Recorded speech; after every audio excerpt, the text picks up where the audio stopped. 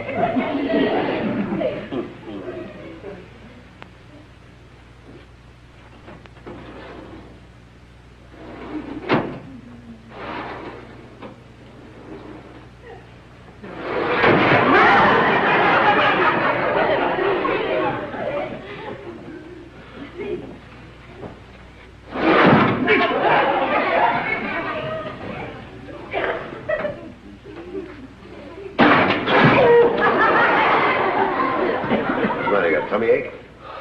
Oh. Did you find that Morgan contract? Oh. There it is. Sure. Everything's in fine shape. Good.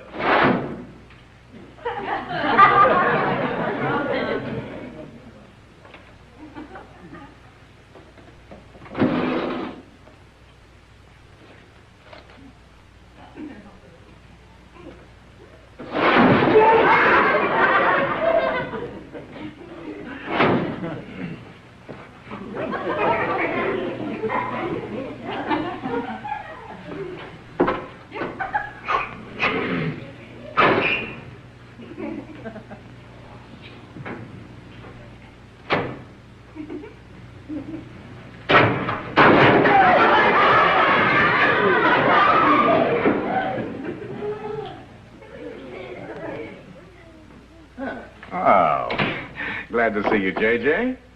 Sit down. Thanks. Henry, I need your help. Now, don't tell me your business is in trouble, because I know better. No, thanks to the efficiency system you set up for me, my business is rolling along. This time, I've got a real problem. Always glad to be of service, J.J. What's your problem? My 2 daughters, Peggy and Doris. Incredible. They're beautiful girls. And good girls, too. But they think money grows on trees. And, you want me to cut down the trees? Something like that. I'm flying to Europe for a business trip, and I'll be gone a month. I want you to place one of your efficiency experts in my home while I'm gone. I want you to tell him to put them on a strict allowance. Veto all parties. Give my daughters the full frugality treatment. Well, this will take a little doing, so I'll put 2 men on the job. I have 2 new efficiency experts. They're knockouts. I'd like to meet them. Well, I was just going to their office to get some data out of the files. Let's go. Place that in your R files. Right. Place that in your K files. Right. Fill out a file? Best in the world. I can find anything here as quick as a wink. Well, glad to hear you say that, Costello. Will you find me the Williams report for 1932? Right, sir. Williams report, 1932. Remarkable. Now find me the 1913 Kenton budget report. Kenton budget report, 1913. Here you are, sir. Sensational, Costello. Never had such efficiency in my organization. Oh, Mr. Dunn, I want to give you the revised figures of 1919 on our cat and budget. Right over here. See what I mean, J.J.? These men are terrific. They'll handle your problem perfectly. I'm sure they will. I want you gentlemen at my house tonight at 7 o'clock. I'll give you the details of your job at that time. But Mr. Dunn here... Never mind, Mr. Abbott. This is company business. Well, here's a couple of $100 for expenses. Thank you, sir. $200. I wonder what kind of expenses he's figuring on this. I'll use my own judgment. So you see what I'm up against. Ever since my wife died, my housekeeper and I have spoiled Peggy and Doris. You want us to put our foot down? Exactly. Make them realize that my bank account is not Fort Knox. Well, are you sure they'll cooperate? They'll try to twist you around their little finger just the same as they did me. But don't let them. This calls for a revolution. Don't blow your top, Peggy. We'll give these goons a good old lover boy treatment. Kill them with kindness. You're right, Doris. Turn on the charm and take their shirts right off their backs. If they stick on this job 24 hours, it'll be a miracle. Come on, let's get dressed for battle. My luggage is in the car, so I'll be leaving now. Without saying goodbye to the girls. I did that last night. Why do it again? They might trap me into buying them a yacht or something. Goodbye, and good luck. I'll keep my fingers and toes crossed. Abbott, these kids must still like to play with boats in the bathtub. Yeah, well, this is things. It's going to be charming to have two such handsome gentlemen as our guests.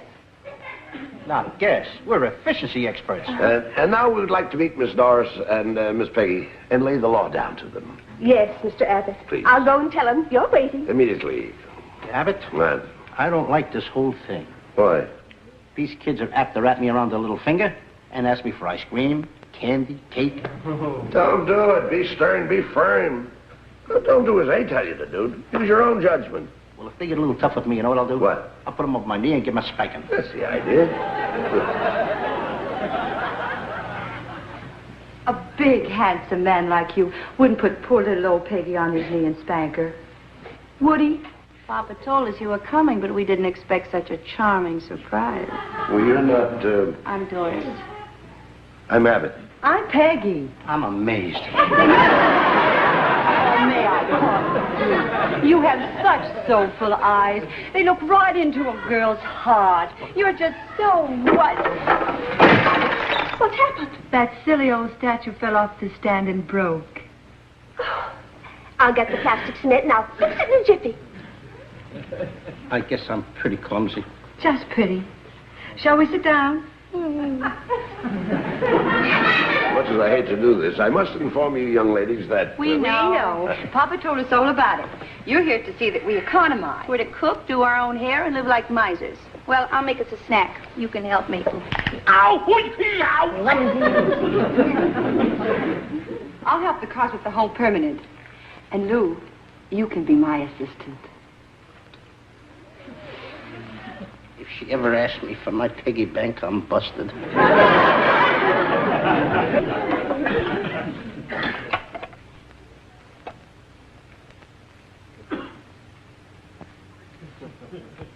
Say, will that stuff work? Like magic. After applying the plastic cement to the broken edges, I'll stick them together, and in seconds they'll harden. Like a rock. I'll make this nice date frosting for the pound cake. And we'll have this and crushed olive sandwiches. Right now I could eat a great big juicy steak. Ah, Mr. Abbott, remember, we're economizing. All right. It's a good job. Well, that's a splendid job, Ruby. You can go now while Lou and I give me a permanent. Well, this is going to be fun. Here are the clips and the curlers. And I have the solution. You may have the solution. I haven't. Oh, it's easy. We're going to use this chair. Now, will you tuck this around my neck, please? Sure. You don't want me to cut it a little short on the side, maybe?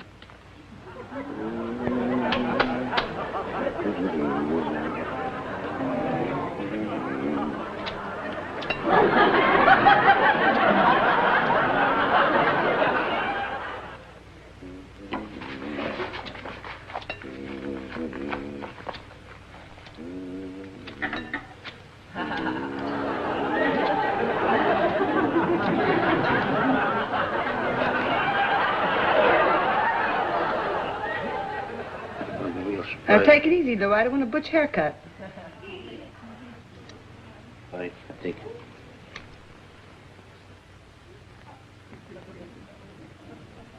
I think it looks pretty good, kid. It feels wonderful. Now, how about give me a facial? The what? mud pack's over there. Mud pack? Mm-hmm. This is my business.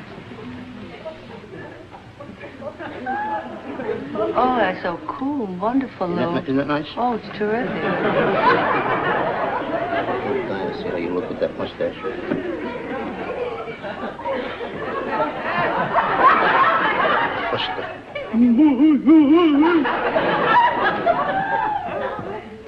How are you coming with the lettuce?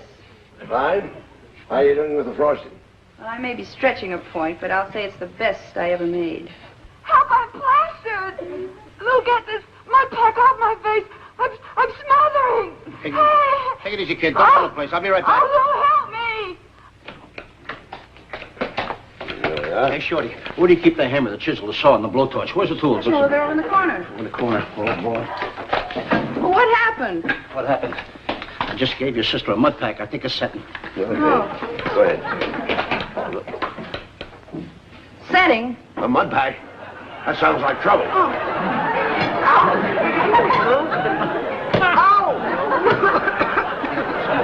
Hey. She looks like a zombie. What have you done to my sister? Wait a minute. What did you put on? I put on that plastic cement. I thought it was the stuff, the mud pack. Plastic? Oh, it's hard as a rock. Get it off. Boy, are you in a mess. Am I in a mess? You'd lure this poor kid over here. Give me that hammer. Give me that. Get out of here. No, do it yourself. I ain't gonna let you do that. Give me the hammer. Give me that. Hey. It's off.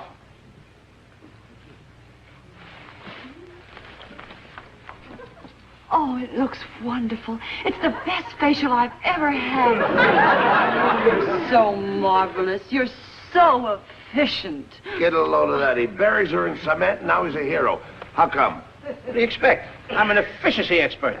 Peggy and I'll bring in the snacks while you fellas set up a card table. You'll find one in the closet. Come on. Don't get carried away because that rummy accidentally improved your complexion. Our job's to get rid of him. I was trying. I thought having him help me with that beauty treatment would be a step in that direction. How did I know it was going to turn out that way? Well, forget it. If this cake does the job, I think it will. It'll send him running out of here in no time. What's wrong with it? I put the fingers of the rubber gloves into the frosting, so if you take cake, scrape off the frosting. Oh, Doris, you're a genius. Here, help me with this. You know, I was just thinking. You better watch your step with these two girls. They're too willing to cooperate. You know what I mean? Too smart. Too smart. There's something rotten in Denmark. Listen to me. What do you mean there's something rotten in Denmark? Just something rotten there. I don't know what it is. I'll find it out. I'll guarantee as we go along. What could be rotten in Denmark? Oh, how do I know? I've never been in Denmark. You just made a crack. You said something's rotten in Denmark. If you've never been in Denmark, what are you saying there's something rotten there for? What are you picking on Denmark for? You're picking on Denmark. I'm You not said there's picking something on- rotten in Denmark. Just because you can't get along with nobody. Look, that's just a figure. Hands out of the way. Excuse me just a minute. I have to make a phone call. Sorry. Would you lift this up? I got my hand under here, please.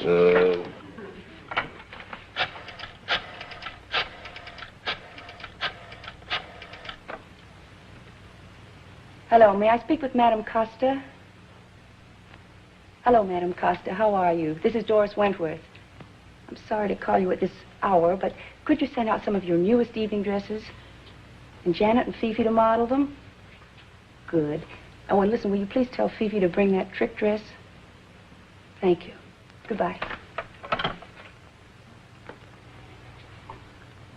We just had to dig in the sandwiches so we could get to your delicious cake. Oh, I hope you like it. I call it my ladyfinger surprise cake. Oh, I love surprises. And I've been dying to taste that favorite cake of yours. Oh. Especially with the date frosting. Well, the dates are imported, you know. Mm-hmm. I hope you like the frosting. Looks good. I'll look to you, Lou. Wonderful. It's good. Let me ask you, is it proper to take it with your hand or you got to take it with a fork? Oh, you can use Oh, by the way. Yeah, anything you want. I use your hand? I love cake. wonderful, Lou. Come on, boys, eat up. Plenty more.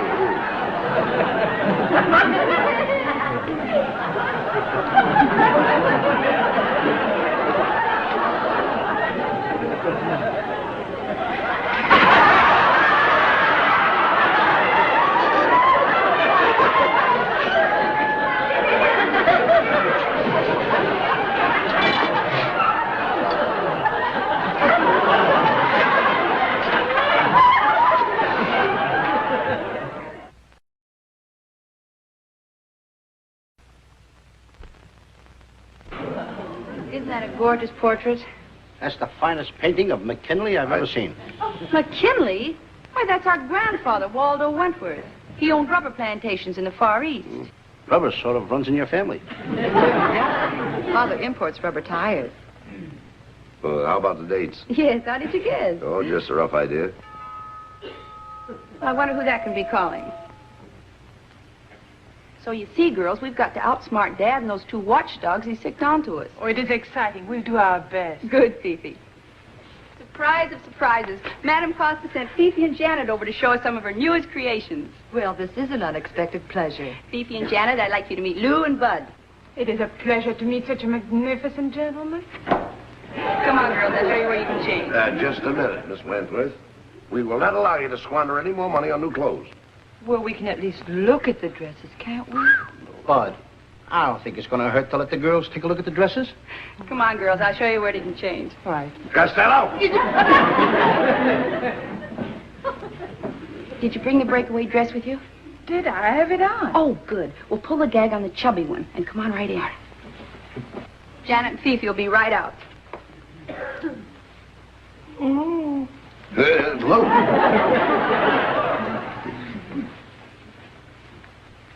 Would you?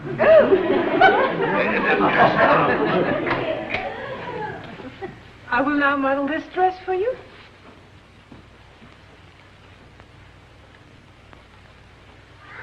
That's all right. You like it? I like it very much. Like to dance? Look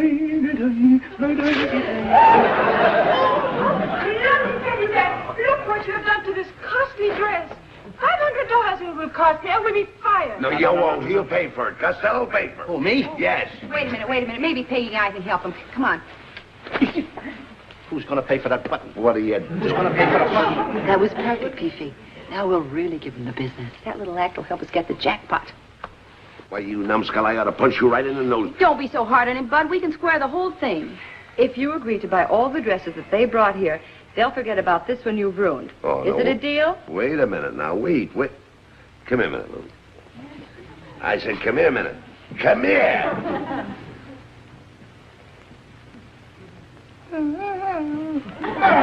right, it's a deal. The boys talked us into it. We'll buy the dresses. That was real nice of you fellas. For doing you this big favor, you'll have to take us out tonight. Well, now, wait a minute. No, you wait a minute while we get ready. Come on, Peggy. Yeah. Take him out. Take him out. Where can we take him? It's going to cost money. You know that, don't you? Come here. What? We take him to a drive-in theater. We'll buy popcorn, soda. That's all. Good idea. And the number is 10. The winner is 10. Hey, Abbott, this is my favorite game, checkers. All right, place your bets, ladies and gentlemen. Welcome to the Wentworth sisters. The usual $1,000 stack of chips? Right. Put it on our account. Just a minute. Hey, Abbott, $1,000, the old man will kill us. What do you mean? $1,000 are going to fight. Well, don't try to stop them from gambling in here, brother. They'll carry us out on the door. Who, the girls? No, us. These guys play rough. All right, ladies and gentlemen, place your bets. Come on, boys, hop aboard. Don't worry, I'm going to get you. I got 10 cents here. We don't take dime bets. I'll cover any part of it. All right, ladies and gentlemen, all down. Here we go. And we're coming up for a new number. And the number is 13. There you are, sucker. If you'd have played 13, you'd have cleaned up. What's the matter, no dough? I got dough. I'm not an efficiency expert for nothing. I got money right there. Probably counterfeit. Hey, boss.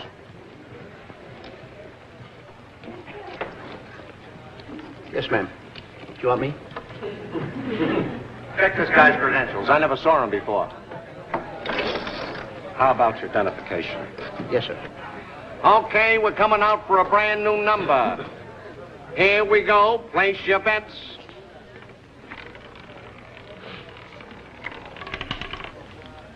And the number is 35. 35 is the winner.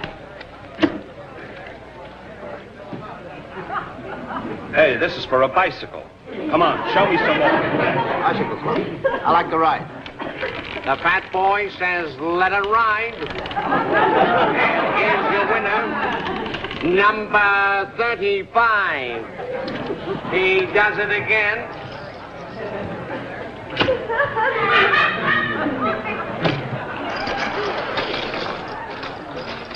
Is this your name? How old are you? 35. The fat boy says, let it ride again. And here comes another winner. The number is 35. 35, the fat boy wins again. He wins again.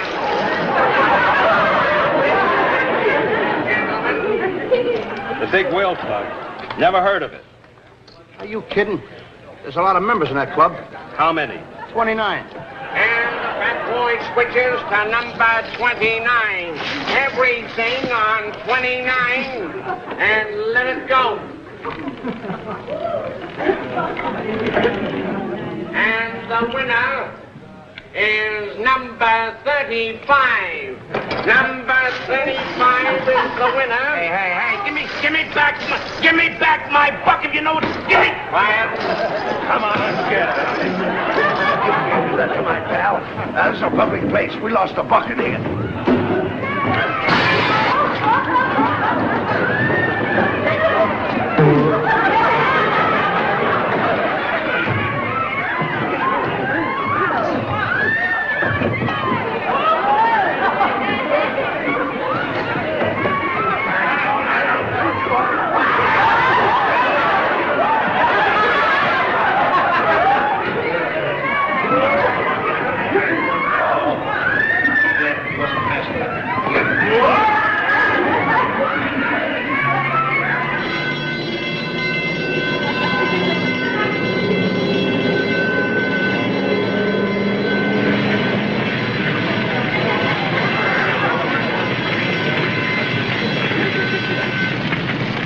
Of all the stupid, idiotic, imbecilic, pusillanimous fools I ever met, you are the worst. I take you out of the gutter and give you jobs. You show a little promise, so I give you your big opportunity and you blow it sky high. As a favor to J.J. Wentworth, my best client, I give you the simple little job of keeping his daughters from spending money like water. What do? What happens? You break the dam and they flood the town with money.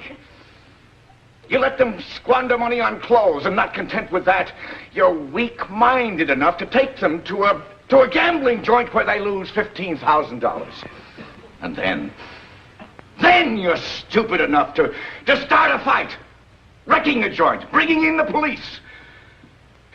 It cost me $10,000 to get those girls out on bail. Why, I'll have to hire lawyers, pay court costs, because this is my responsibility. Or do you know the meaning of the word responsibility? And even then you're not satisfied. You have to set fire to the place. Start a conflagration. I am an ambitious man. I've just branched out into the insurance business. Yesterday, I issued my first policy for $180,000, and who do you think it was for? Well, I'll tell you. It was for that nightclub you deliberately burned down. Not only blackened that club with flames, you blackened my reputation. I'm finished, bankrupt, washed up. My whole life is ruined. What have you got to say? We We quit.